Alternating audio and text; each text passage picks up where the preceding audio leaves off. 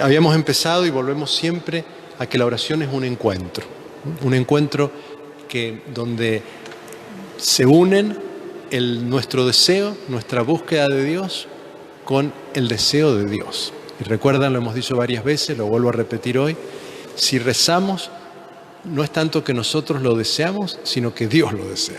Es decir, que la oración, podemos decir que concreta el sueño, el proyecto de Dios de entrar en comunión con la humanidad. Es como un gran padre de familia que espera que sus hijos vuelvan a casa y hablen con él, le cuenten lo que ha sucedido, que sean parte de esa gran historia, de ese gran vínculo de amor que nos une con él.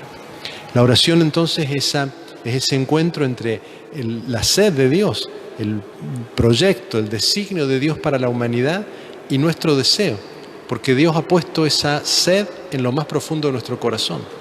Y nuestro corazón podemos decir que no está en paz, como dice San Agustín, hasta que no se encuentra con Dios. Y por eso también lo habíamos visto ya desde el primer día, la oración expresa toda nuestra humanidad y particularmente todos nuestros deseos. En la oración somos lo que somos. Y podemos entonces hacer casi un pequeño test después de rezar y decir, a ver, ¿cuáles eran mis preocupaciones? ¿Cuáles eran mis intenciones? ¿Cuáles son mis temas en la oración?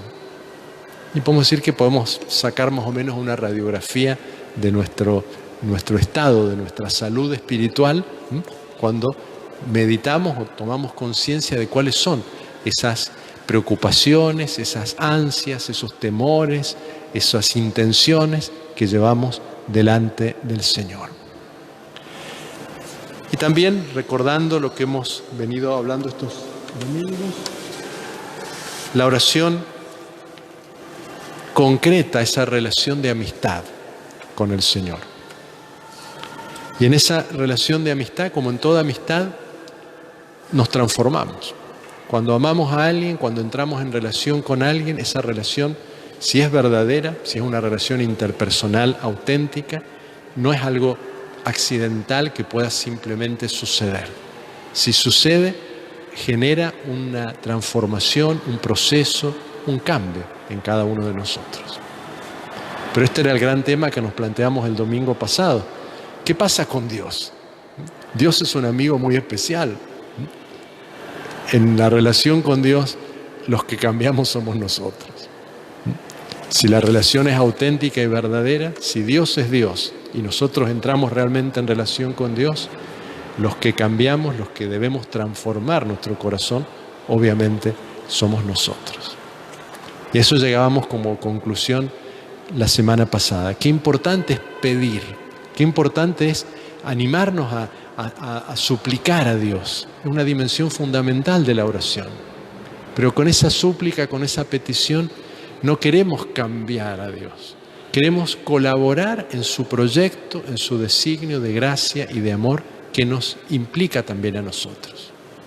Y Dios cuenta con nuestros deseos, cuenta con nuestras intenciones, cuenta con nuestras súplicas, las quiere en su proyecto de gracia para el mundo.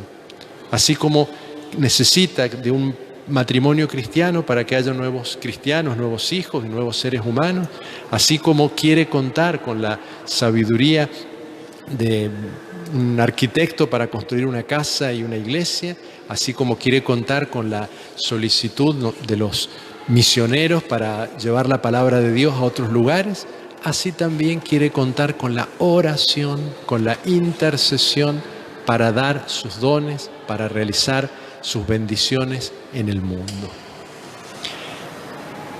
Por eso entonces en la oración, tenemos esta frase en este texto, ¿no? No debemos pretender que Dios quiera lo que nosotros queremos, sino más bien que nosotros queramos lo que quiere Dios. Ese es el gran secreto de la oración, querer lo que quiere Dios. Y le pedimos y nos animamos a pedirle a Dios, como decíamos la semana pasada, en el nombre del Señor. Y esa oración es absolutamente eficaz si pedimos lo que Dios quiere. Y Dios quiere nuestro bien. Y Dios conoce cuál es nuestro bien. Y nosotros, mientras vamos pensando que es ese bien, se lo pedimos y se lo suplicamos, siempre abiertos a que se haga su voluntad. Pero esta oración que es un misterio, que es un camino, Jesús la enseñó de una manera muy concreta. Jesús la enseñó ante todo orando Él. Jesús fue un maestro de oración. Hay un momento particularmente clave en la vida del Señor, que es la transfiguración. Y Lucas nos dice, nos subió a la montaña para orar, y mientras oraba, su rostro cambió de aspecto. Se transformó, se transfiguró. En la oración se manifiesta el misterio más íntimo de Jesús, así como se manifiesta también el nuestro, así como nosotros en la oración somos lo que somos. Recuerdan el primer día también cuando hablábamos de ese Dios que camina en el jardín y que va buscando a Adán. Adán, ¿dónde estás? Bueno, no, estoy desnudo, no quiero aparecer. Bueno, así estamos en la oración, desnudos delante del Señor, tal como somos, con nuestras carencias, con nuestras necesidades, con nuestras intenciones también y deseos buenos. El Señor en la oración era plenamente el Hijo, era plenamente el que hace la voluntad del Padre, el que el Padre ama, el enviado. Él es plenamente eso, y por eso en la transfiguración se manifiesta su identidad de una manera totalmente plena. Pero hay otros momentos en los que también los evangelios nos cuentan que Jesús oraba. Qué misterio, ¿no? Qué insondable misterio, lo que debe haber sido eso, ver a Jesús orar. Pero tanto los impactó a los discípulos que en un momento dado lo recordarán. ¿Qué le pidieron? Jesús, enséñanos a orar. Maestro, enséñanos a orar.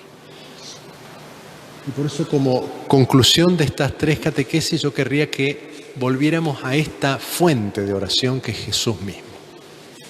Y desde lo más profundo de nuestro corazón le digamos también nosotros a Él, Maestro, Jesús, enséñanos a orar. Enséñanos a que nuestro deseo se sintonice con el deseo del Padre. Enséñanos a que la voz del Padre resuene en nuestro corazón. Enséñanos a sabernos quiénes somos delante de Dios y a vivir siempre con esa luz. Es más, a dejarnos iluminar y transformar cada vez más profundamente por esa luz, por esa identidad profunda que llevamos en nuestro corazón. Que ese deseo, que esa sed que Dios ha puesto en lo más profundo de nuestro ser pueda abrirse, pueda florecer, pueda fructificar, pueda desarrollar todo su potencial en nuestra vida. ¿Y qué hizo Jesús cuando los discípulos le pidieron que les enseñara a orar? Les enseñó el Padre Nuestro. El Padre Nuestro condensa quién es Jesús y quiénes estamos llamados también a ser nosotros. Y es por eso que esa oración, el Padre Nuestro, se la llama oración dominical. Pero no porque la rezamos los domingos, sino porque viene del Señor Jesús. Domingo es domingo porque es del Señor también, es el día del Señor. Bueno, la oración dominical es como así como el domingo es día del Señor, la oración dominical es la oración del Señor. Nos viene de Él no solamente como palabra, como texto, como fórmula, sino como vida, porque Él es maestro, modelo de nuestra oración. Y esta oración entonces encierra en sí, a veces la esconde también, pero lo encierra, contiene en sí todo lo que el Señor nos dio, todo lo que el Señor nos propone para orar. Vamos a decir que aquí se encuentra la respuesta a todas nuestras preguntas sobre qué es la oración. Nos enseña lo que debemos pedir, pero también el orden en el que lo debemos pedir. Y sobre esto vamos a volver porque acá hay un secreto muy grande para nuestra vida cristiana. En estas peticiones y en ese orden que generan en nuestro interior. Porque si la oración tiene que ver con nuestros deseos, y si nuestros deseos descubren nuestro propio corazón, porque ¿qué somos nosotros sino nuestros deseos? A lo que nosotros tendemos, lo que nos gusta, lo que queremos ser, eso somos nosotros. Si ordenamos nuestros deseos, ordenamos nuestra vida. Somos quienes queremos ser. Por eso es tan importante la oración y la oración del Señor. Cuando en la liturgia rezamos el Padre Nuestro, lo hacemos siempre en el momento culminante de esta oración. En la misa, ¿no? El momento culminante de la bendición, cuando llegamos por Cristo, con Él y en Él, y oramos, Padre Nuestro. Y después recibimos la comunión y culmina la celebración. También en las vísperas, lo que se quedan también, casi al finalizar, antes de la oración conclusiva, rezamos esta oración que Jesús nos enseñó.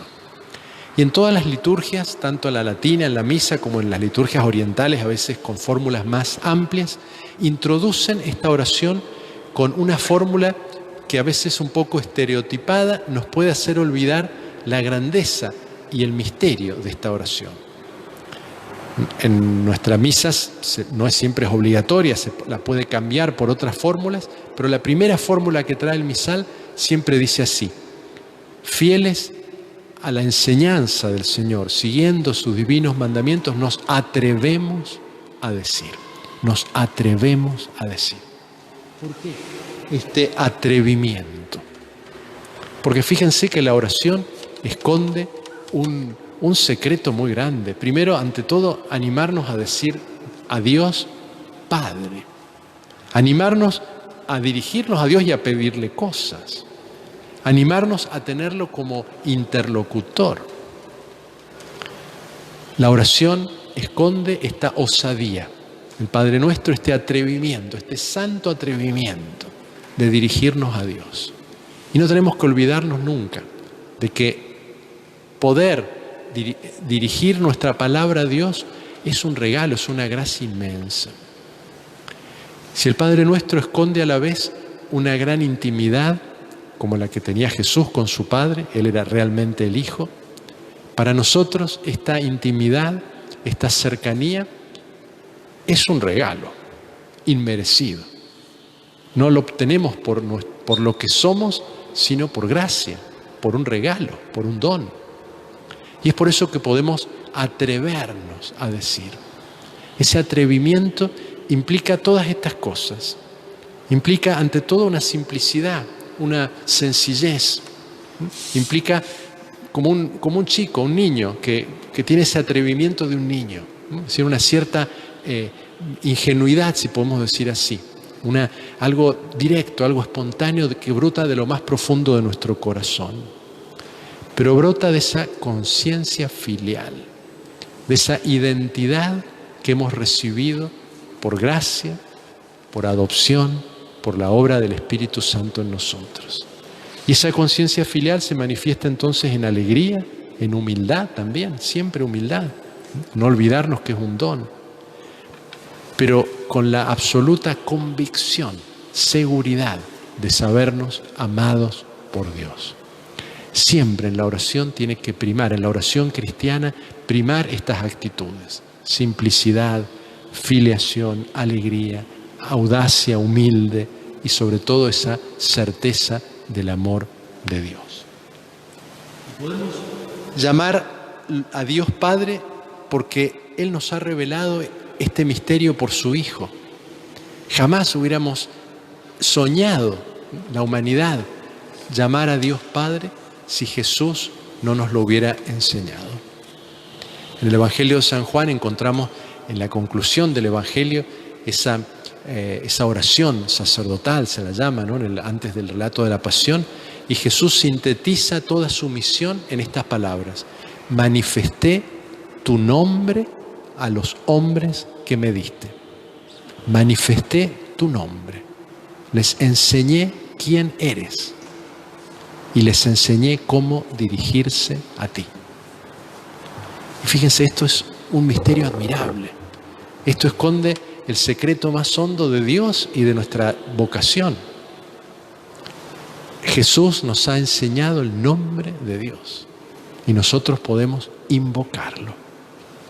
Nos lo ha revelado al revelarse Él como el Hijo enviado por el Padre con el poder del Espíritu Santo, y al morir y dar la vida y resucitar, nos da ese mismo espíritu para que en ese espíritu podamos decir, Abba, papá, Padre nuestro. Y Dios entonces es Padre porque nos ha creado a su imagen y semejanza, porque es providente con nosotros, porque nos ha adoptado, nos ha hecho de su familia, nos ha hecho entrar en comunión con Él, comunicándonos la misma gracia de su Hijo. Si Jesús se hizo hombre fue para que Dios, en Él pudiéramos acercarnos a Dios y pudiéramos todos participar de su plenitud, de su gracia filial. Y fíjense, por ser nuestro Padre, todo lo que se desprende de esta verdad, todas las conclusiones que podemos sacar simplemente por el hecho de llamar a Dios Padre.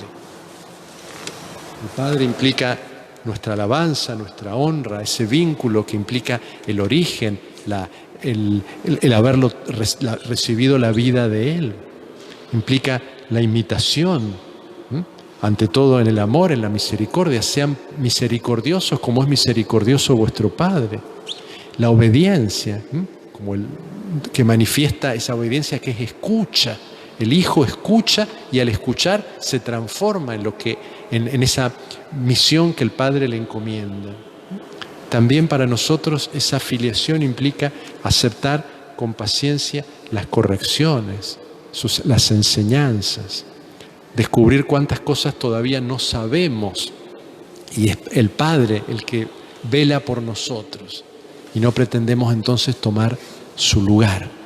Recordemos que eso es la esencia del pecado, pensar que nosotros sabemos más que Dios, tener la pretensión de decir qué es lo bueno y qué es lo malo, cuando nos toca, al contrario, recibirlo en una obediencia confiada, amorosa, filial. Pero decimos Padre nuestro, nuestro.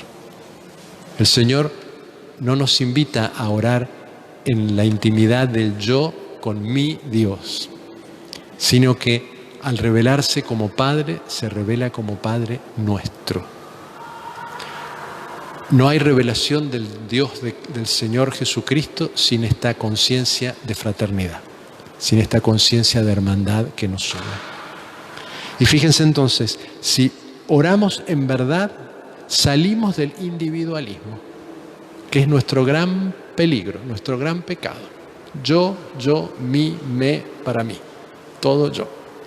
Y resulta que el Señor nos dice para rezar, cuando oren digan Padre nuestro. Padre nuestro. Con eso tendríamos ya para toda la tarde, si quieren, meditar en esto, nada más. Nuestro. Ya de entrada, nosotros. Y después vamos a volver varias veces, ¿no? Ese nuestro pan. Perdona nuestras ofensas, etc. No hay relación verdadera con Dios que nos pueda esconder o alejar de los hermanos. Si esa relación con Dios es verdadera, estará presente nuestros hermanos también. Nadie puede amar a Dios a quien no ve, si no ama a su hermano a quien ve. Entonces no hay oración, no hay amor a Dios sin relación, sin amor al prójimo. Y podríamos seguir también. Yo querría que repasáramos un poquito más lo que recitamos en esta oración. Yo sé que lo saben, pero me parece que volverlo a la memoria del corazón nos hace bien para poner todo junto, este misterio. Entonces, si me permiten, vamos a ir avanzando de a poquito, más bien como pantallazos. Es imposible explicarlo todo porque cada una de las peticiones esconde toda una cantidad de citas bíblicas, tiene toda una historia, ¿no? Cada expresión del Padre Nuestro es como el punto de llegada de una larga cadena que nos daría como para hacer una tarde para cada una de las peticiones. Rastrear todo cómo en la palabra de Dios se fue revelando ese misterio de la voluntad de Dios, del nombre de Dios, el pan, el pecado, las ofensas, la tentación. Todos son temas riquísimos desde una perspectiva de la teología de la palabra de Dios y nos daría para profundizar, para hacer retiros, para estar horas leyendo y buscando citas en la palabra de Dios, iluminando los textos y descubriendo ecos nuevos que despiertan y alimentan también nuestra vida. Por eso, simplemente para presentar algunos, decimos Padre Nuestro y agregamos todavía una pequeña cláusula: que estás en el cielo, que estás en el cielo. Obviamente ese cielo no es un lugar. Ese cielo indica la trascendencia de Dios, que no te tenemos a mano, significa. Que no eres un amuleto, no eres un ídolo a que yo lo pueda llevar en el bolsillo. Te tengo aquí, que a veces nos gusta eso, nos gusta pensar que Dios nos hace caso en todo. Bueno, cuando rezamos el Padre Nuestro, el Señor nos invita a recordar que estás en el cielo, no te tengo en el bolsillo. Dios siempre está más allá. A la vez que expresa esa infinita trascendencia, la oración nos revela esa enorme cercanía. Pero tenemos que tener juntas las dos cosas. Y a veces no nos es fácil. A veces lo sentimos totalmente lejano y nos olvidamos que es el Emmanuel, el Dios con nosotros. Pero a veces de tan cercano nos olvidamos o corremos el riesgo de dejar de lado que Él es siempre el Dios otro, aquel que trasciende, aquel que está más allá, porque justamente es Dios. Si no fuera así, no sería Dios. Pero si hay un lugar en el que Dios está, es en el corazón de aquellos que lo aman. Por eso ese cielo, lo dicen bellamente tantos santos, ese cielo, si tiene un lugar, es el corazón de los que lo aman. Dios quiera que ese cielo sea también un poquito, aunque sea mi corazón. Cuando decimos entonces que estás en el cielo, no nos olvidemos que esa trascendencia total implica también esa cercanía, por lo menos en ese rinconcito de mi corazón en que yo me dejo amar por Él. Ahí está Él, ahí es el cielo, ahí es la morada de Dios, ahí es la santidad de Dios, su misericordia que está actuando, que está obrando. Eso implica entonces que somos un templo de Dios, ¿no? Como lo sabemos. Y después vienen las 7 peticiones. Saben que en los evangelios tenemos 2 versiones del Padre Nuestro. En Lucas es un poquito más corta, pero la tradición en la piedad y en la liturgia ha tomado la versión más larga que nos trae San Mateo. Y hay 7 peticiones. Primero, 3 peticiones que se dirigen a Dios, con un tú. Santificado sea tu nombre, venga tu reino, hágase tu voluntad. Fíjense que ya con esto también tenemos una grandísima lección. Cuando empezamos a orar, el que es importante es Él. Antes de yo, mí, y ni siquiera nosotros, es tú. Toda la oración está enfocada a Él. Eso es de una fuerza profunda en nuestro corazón. Nos hace que nuestros deseos, nuestras intenciones estén como enfocadas, como aspiradas para los cielos, para el mundo de Dios. Y empezamos diciendo: santificado sea tu nombre. Ese nombre admirable, ese nombre que es el secreto de Dios.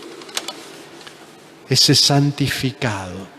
Obviamente cuando decimos santificado no significa que nosotros hagamos santo al nombre de Dios. El nombre de Dios es santo, no porque nosotros lo santifiquemos. ¿Qué significa santificar el nombre de Dios? Eso espero que lo hayan estudiado, si no se los digo, por si a alguno se le olvidó. Significa reconocer la santidad de Dios.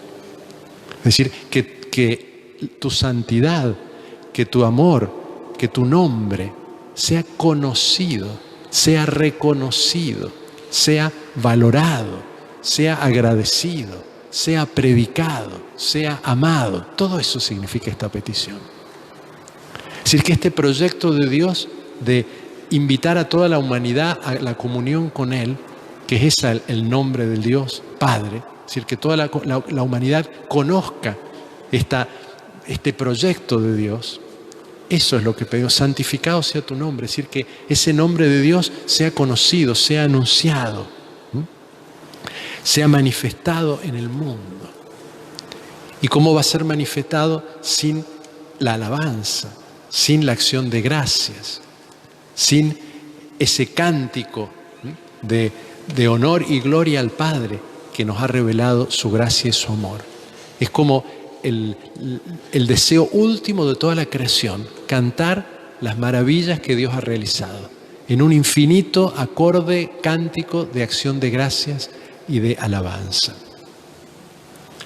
La gloria de Dios.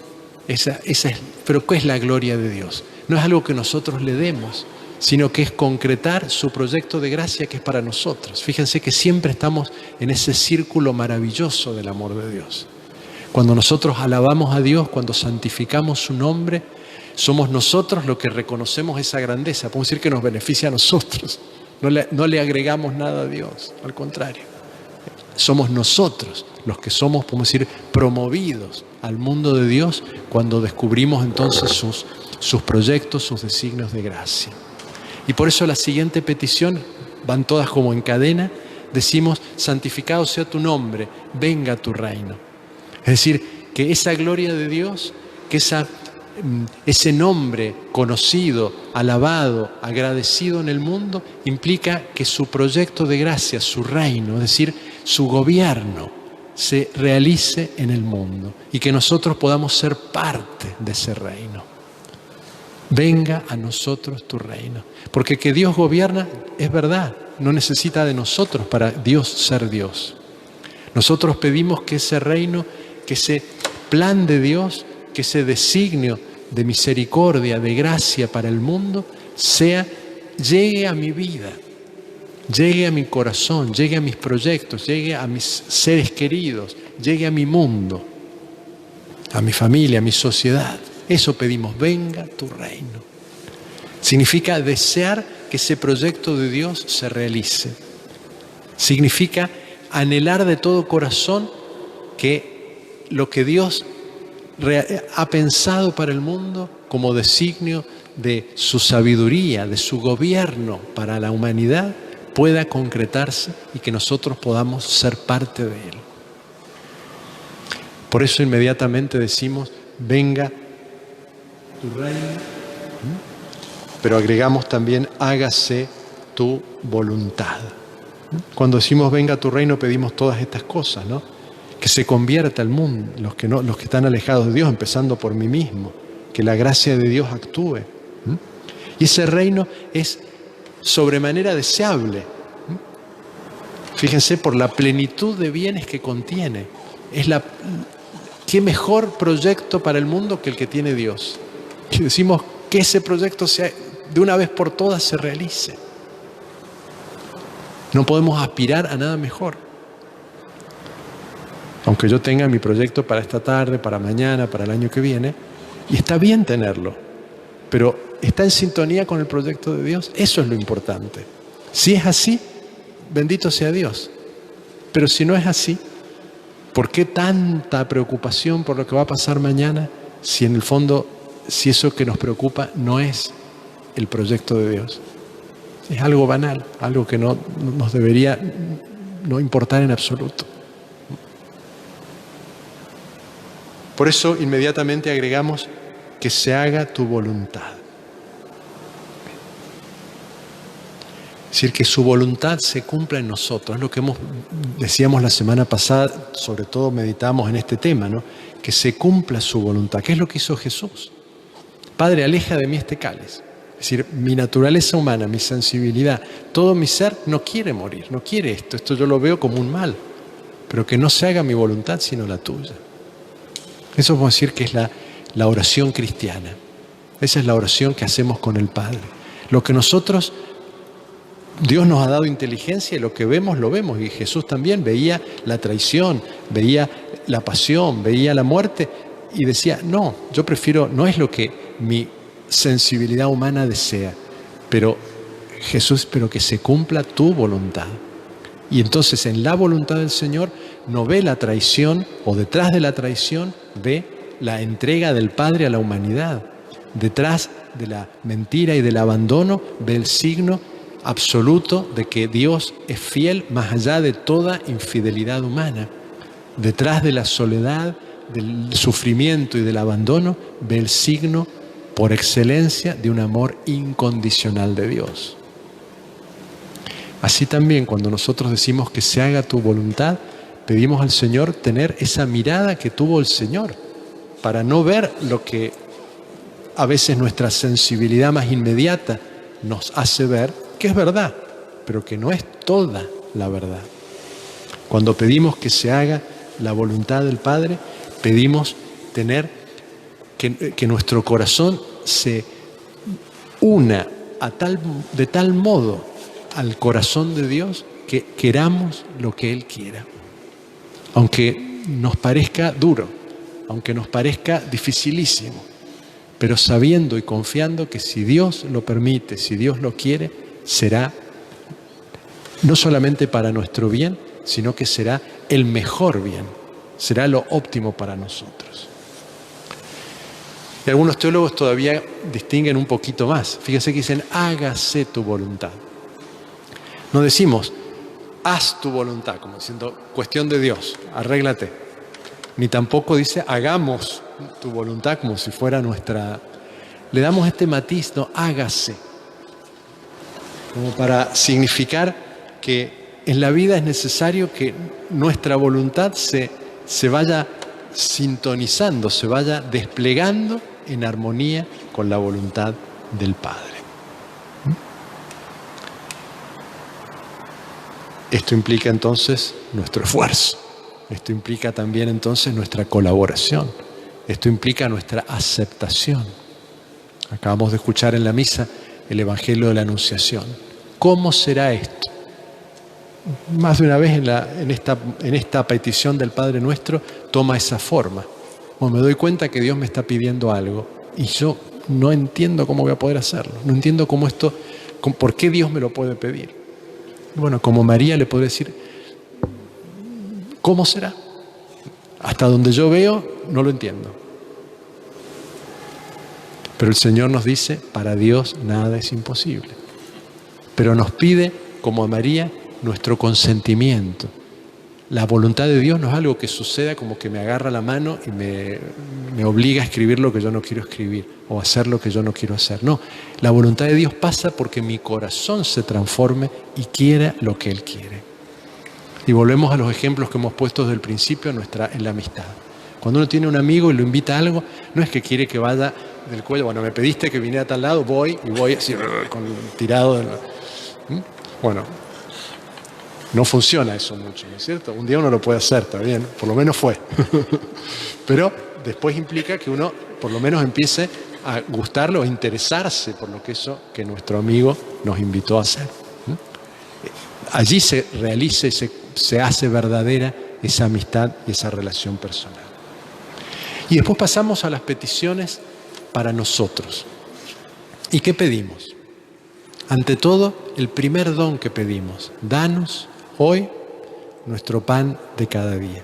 Perdona nuestras ofensas, como también nosotros perdonamos a los que nos ofenden. No nos dejes caer en la tentación y líbranos del mal.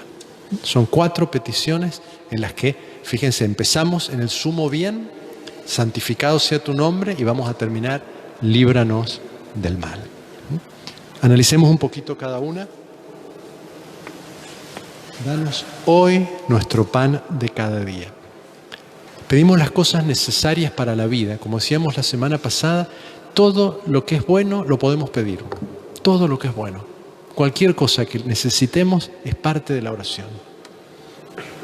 Dios se preocupa también de todo lo que a nosotros nos inquieta. Obviamente cuando decimos pan, aquí como decía también, podemos hacer toda una teología del pan en la Escritura, ¿no? El pan es el alimento primordial.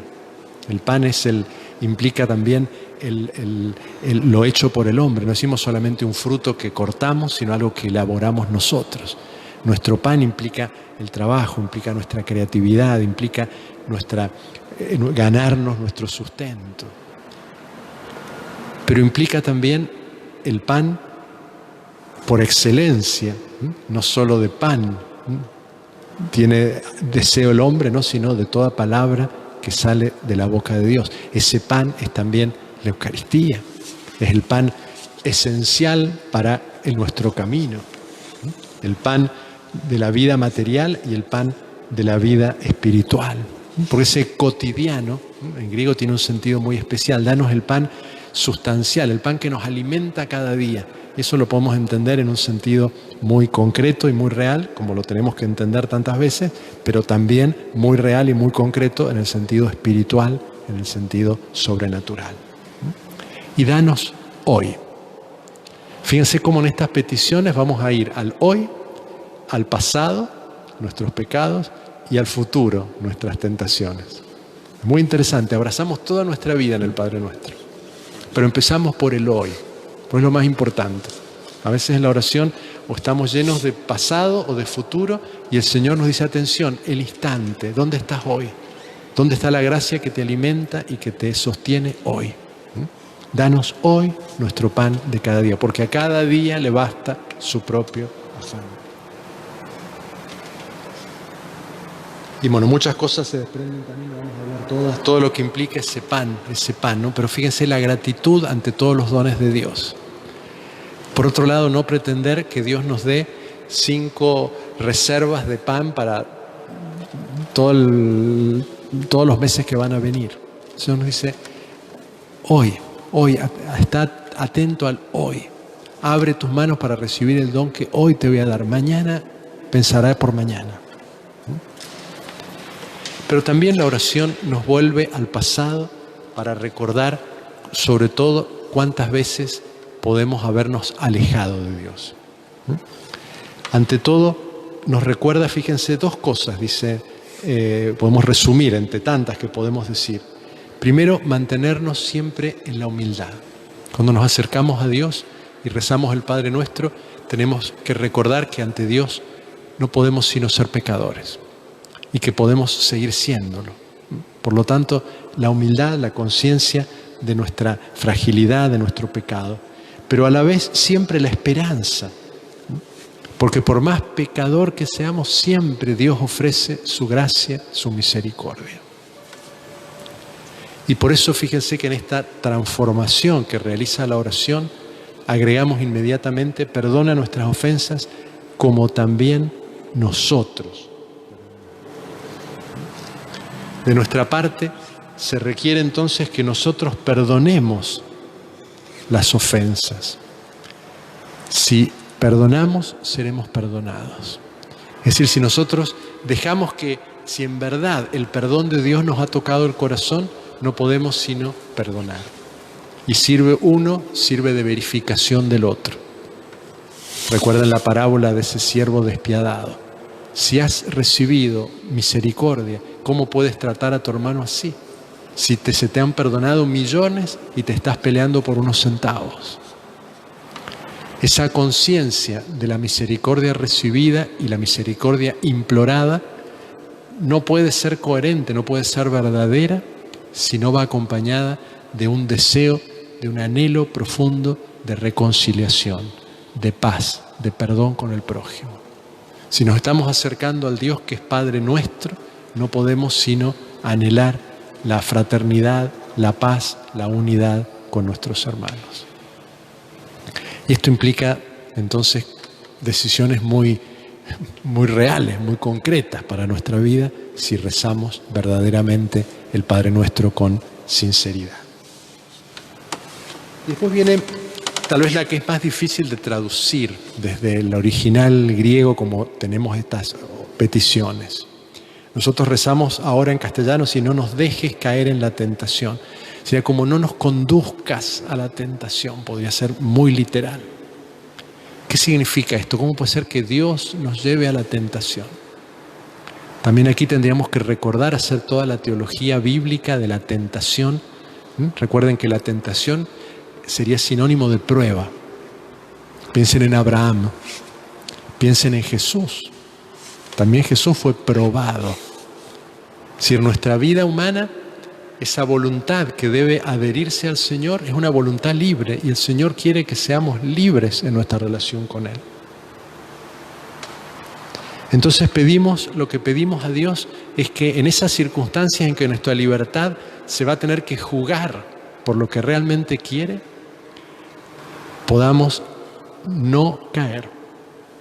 Que en esos momentos en que nuestra libertad se siente particularmente débil, pedimos al Señor que no nos falten las fuerzas, que no nos ponga en una situación en que nuestras fuerzas sean demasiado pocas, que no nos abandone en ese momento de dificultad. Pero tenemos que acordarnos que la tentación no es el mal. No decimos líbranos de la tentación. Decimos no nos dejes caer en la tentación, líbranos del mal. Y esto es muy importante ante todo para serenidad de nuestra conciencia. ¿Cuántas veces ante una tentación nos podemos turbar? Bueno, pero sí, es parte de la libertad. Se nos ocurren cosas, vemos cosas, ejemplos, situaciones. Bueno, mi corazón deberá responder no cayendo en la tentación, no entrando en la tentación. Es decir, no siendo cómplice de esa mala idea, de ese mal camino.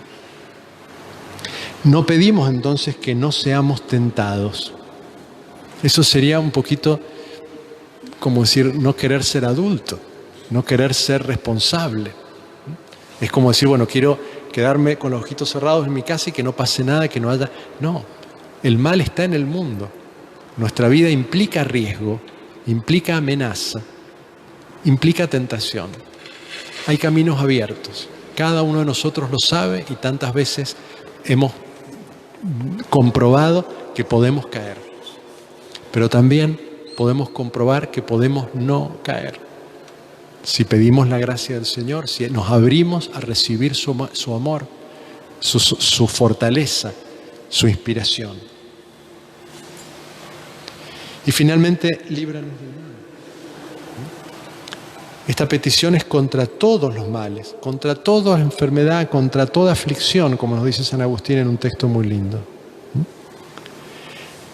No tenemos que temer las aflicciones, las tribulaciones, porque son fácilmente soportables, obviamente, si nos llevan a un bien posterior. Nosotros lo que tememos y lo que queremos ser de todo corazón evitar es el mal de separarnos de Dios, de caer fuera de su gracia. Ese es el verdadero mal. Todas las otras cosas malas las queremos evitar, pero no son el mal por excelencia, no son el mal absoluto. Es más, muchas veces esas situaciones que al principio no nos gustaban y que las pedíamos que evitarlas, se vuelven a veces parte de nuestra vida, se vuelven parte de nuestro crecimiento, se vuelven parte de nuestra aventura en la vida de hijos de Dios. Y fíjense que eso pasa también a nivel humano, ¿no? Cuántas veces, cómo nos gusta a veces contar algo que escapamos de un peligro y que pasamos y que salimos a lo mejor con alguna cicatriz, real o espiritual. Bueno, son como los grandes momentos de nuestra vida que nos marcan profundamente, cuando fuimos capaces de superar una dificultad, una emboscada, una trampa, una situación X en que la vida nos planteó. En el momento en que la vivimos, nos atemorizan, nos horrorizan, nos hacen querer escapar, pero sin embargo son parte de nuestro camino espiritual. Ese es el signo que vienen los hermanos a rezar, me tengo que apurar un poquito para terminar. Entonces fíjense, cuando decimos líbranos del mal, recordamos también que en la sabiduría de Dios está poder disponer todo para el bien, poder disponer todo para que se cumpla su proyecto y su gracia. La gran enseñanza de la tradición espiritual es que no hay nada que en nuestra oración que no podamos reconducir al Padre Nuestro. Todo, San Agustín tiene una explicación bellísima en que todas las oraciones de la Escritura, todo lo que se nos puede ocurrir de alguna manera o de otra, está en alguna de las peticiones. Líbranos del mal, danos el pan de cada día, perdona nuestras ofensas, hágase tu voluntad.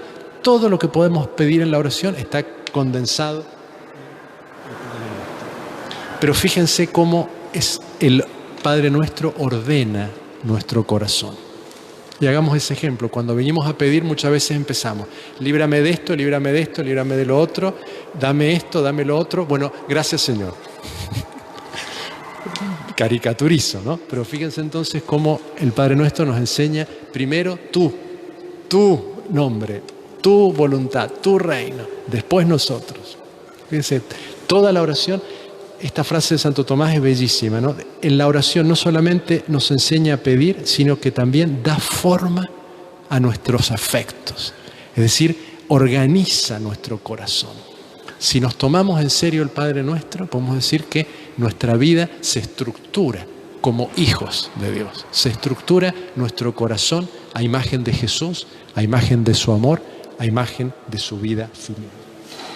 Y no olvidemos, para terminar, que Jesús no solamente nos enseñó el Padre Nuestro, sino que en la misma enseñanza del Padre Nuestro está el darnos su Espíritu para que vivamos el Padre Nuestro. No solamente que sea una fórmula para repetir, sino que sea una vida filial para vivir. Y por eso que el Padre Nuestro resume toda la enseñanza de Jesús, toda la vida de Jesús, toda su oración y toda también entonces nuestra vida y nuestra oración. Cuando rezamos el Padre Nuestro, nos introducimos en el corazón de Jesús, en su corazón filial, que alaba al Padre, que le da gracias, que quiere hacer su voluntad, que es misericordia y amor para los demás. Pidámosle al Señor que esa oración configure también nuestra vida cristiana y nos permita entonces también a nosotros caminar en la vida de hijos de Dios.